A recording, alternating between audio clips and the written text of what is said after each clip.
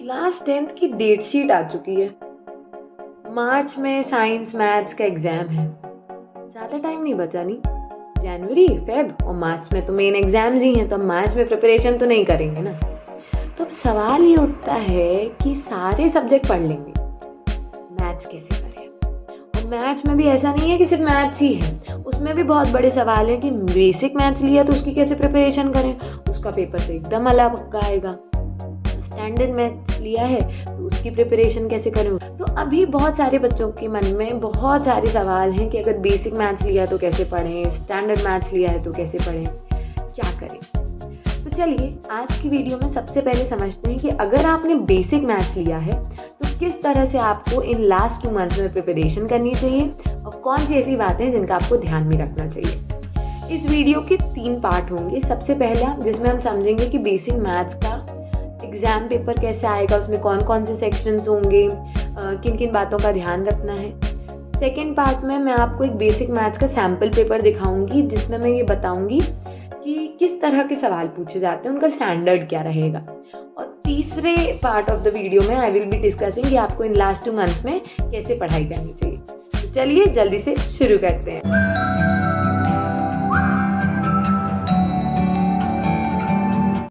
तो चलिए सबसे पहले हम देखने वाले हैं कि बेसिक का पेपर कैसे आएगा। तो बेसिक का पेपर का जो टाइपोलॉजी है वो आपके सामने है। 10th बोर्ड ने ये कहा है कि इसमें रिमेंबरिंग वाला पोर्शन और अंडरस्टैंडिंग वाला पोर्शन। रिमेंबरिंग वाला पोर्शन मतलब जिसमें आपके बेसिक कॉन्सेप्ट्स लगेंगे, जैसे के की वैल्यू फाइंड करना हो गया, ट्रिग्नोमेट्री की वैल्यूज़ हैं, जो वैल्यू टेबल है वो याद है आपको कि नहीं, उसकी वैल्यूज़ पूरी याद हैं आपको। पॉलिनोमियल में वो जो 3 कंडीशंस याद करने वाली होती है वो याद है कि नहीं, ट्रिग्नोमेट्री के फॉर्मूले याद हैं कि नहीं, सरफेस एरिया वॉल्यूम के फॉर्मूले याद हैं कि नहीं, या बेसिक छोटे छोटे कॉन्सेप्ट्स जैसे के की वैल्यू फाइंड करना, ए की वैल्यू फाइंड करना, एलसीएम एचसीएफ फाइंड करना।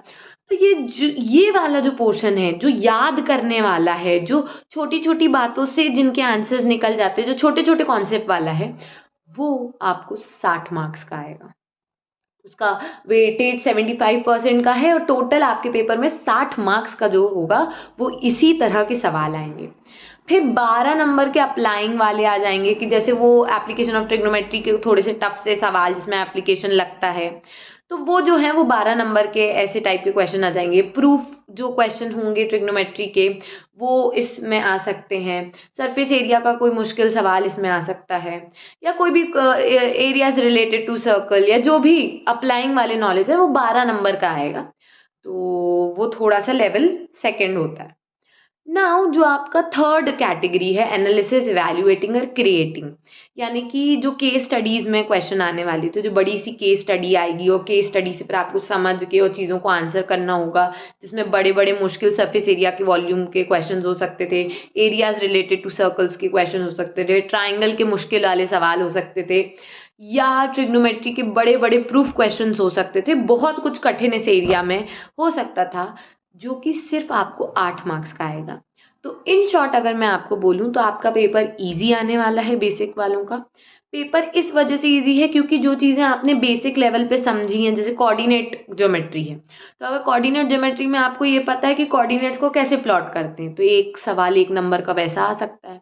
कोऑर्डिनेट ज्योमेट्री में मिड पॉइंट कैसे निकालते हैं, सेक्शन फॉर्मूला से कैसे करते हैं, वो बहुत आसान सवाल है, वो पूछे जा सकते हैं। स्टैटिस्टिक्स तो पूरा याद करने वाला चैप्टर है, तो उसमें से भी बहुत कुछ आपको पूछा जा सकता है। तो ये है कि 60 नंबर का तो सिर्फ थोड़ी बहुत समझ से, इंटरप्रेट करने से और याद करने वाली चीज़ों में से पूछा जाएगा, तो इजी ही पेपर आएगा। अब बात आती है कि पेपर किस तरह से आएगा, पेपर में कौन कौन से सेक्शंस होंगे। सबसे पहला सेक्शन होगा एमसीक्यू का, जो कि 20 नंबर का होगा। फिर 2 नंबर के सवाल होंगे, फिर 3 नंबर के, 5 नंबर के और 4 नंबर के। इस तरह से आपके सवाल होंगे। यहाँ पे सेक्शंस नहीं बदलेंगे। सेक्शंस जो हैं बेसिक वालों के लिए भी और स्टैंडर्ड वालों के लिए भी सेम होंगे कि पहला सेक्शन एमसीक्यू का, फिर 2 मार्क, फिर 3 मार्क, फिर 5 मार्क और फिर 4 मार्क। अच्छा, क्योंकि बेसिक वालों का 60 नंबर का वो पोर्शन है जो इजी है, तो वो एमसीक्यू से 2 मार्क और 3 मार्क में वो 60 नंबर कवर करेंगे।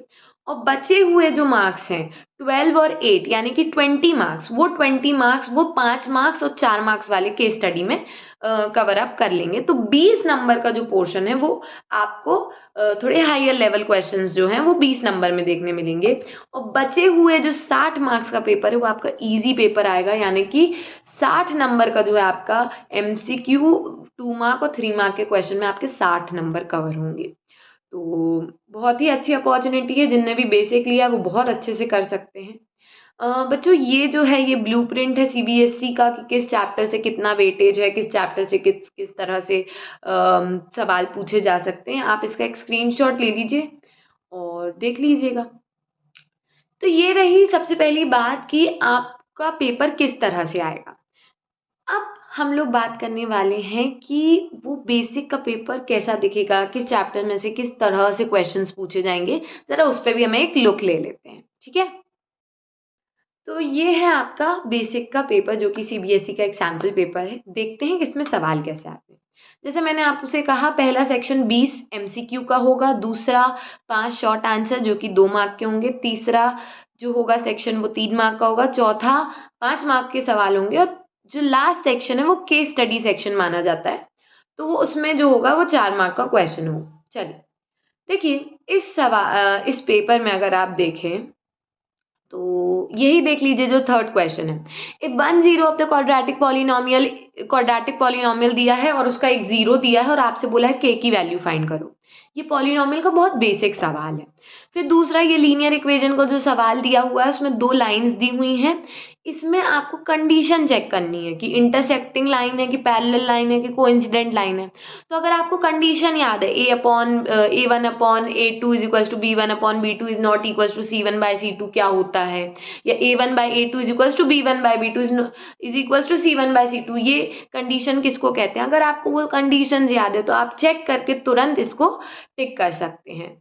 फिर बात आती है जो फिफ्थ क्वेश्चन है कि अगर एक इक्वेशन है जिसके रूट्स रियल और इक्वल हैं, अब रियल और इक्वल रूट्स में d क्या होता है वो आपको अगर याद है तो आप d को पुट करके k की वैल्यू बता सकते हैं। सब याद करने वाला खेल है। देखिए पेरीमीटर ऑफ द ट्राइंगल, अगर आपको ये पॉइंट्स लोकेट करते बन गए आपके ग्राफ पे तो आप साइड्स का डिस्टेंस निकाल लोगे। और पेरीमीटर क्या होता है बेटा, पेरीमीटर होता है साइड्स का सम।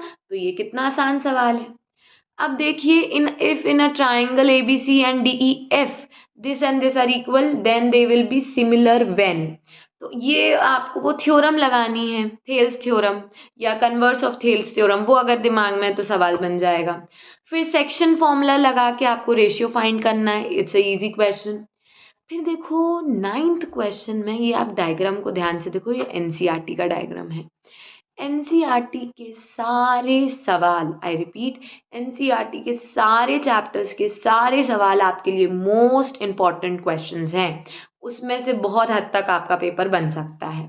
तो ये सारे इजी क्वेश्चंस हैं। अगर आपको साइन A की वैल्यू दी हुई है तो सेक A की वैल्यू आप कैसे निकालेंगे।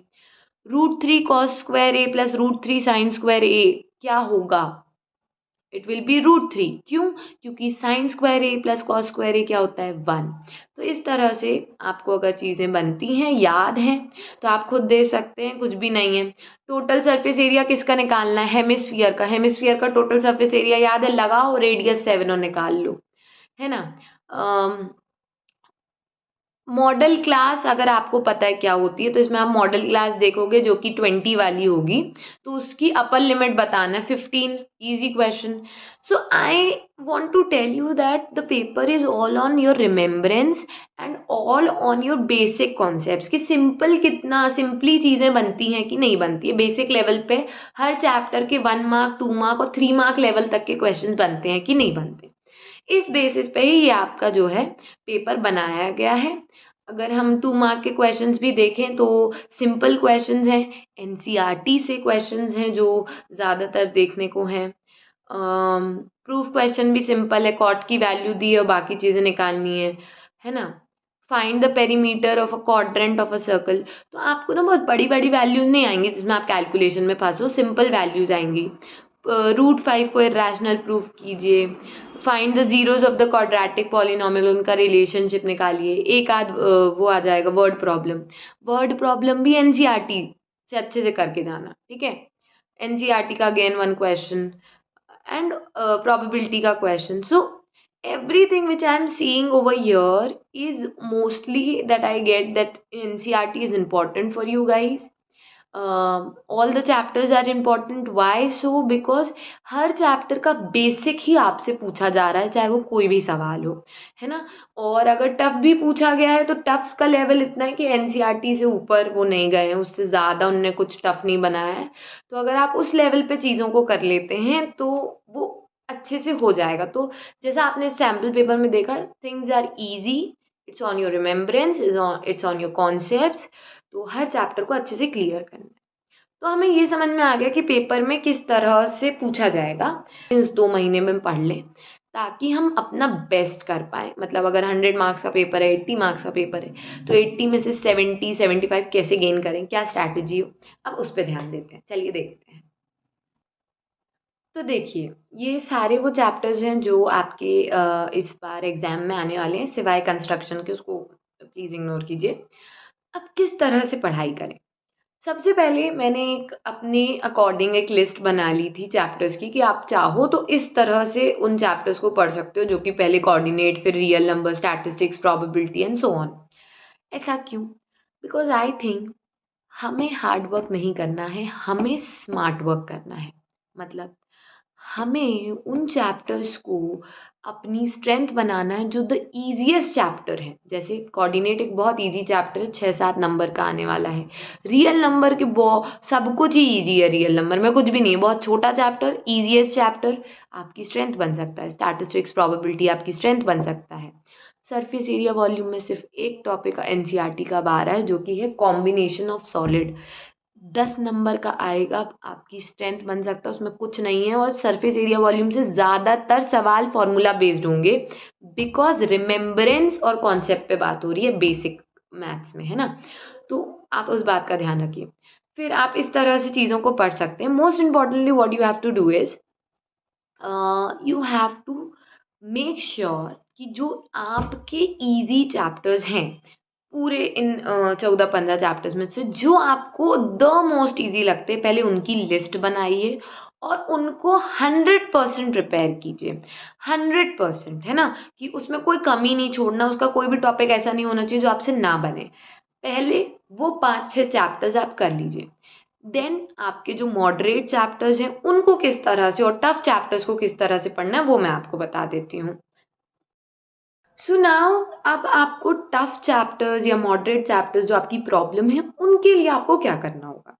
जैसा कि स्क्रीन में लिखा है, देखिए, हर चैप्टर का आपको बेसिक्स पता होनी चाहिए। उसके लिए आप क्या कर सकते हो, सिंपली यूट्यूब पे जाओ। 1 शॉर्ट वीडियो होता है हर चैप्टर का, जो कि किसी भी चैनल पे आपको मिल जाएगा।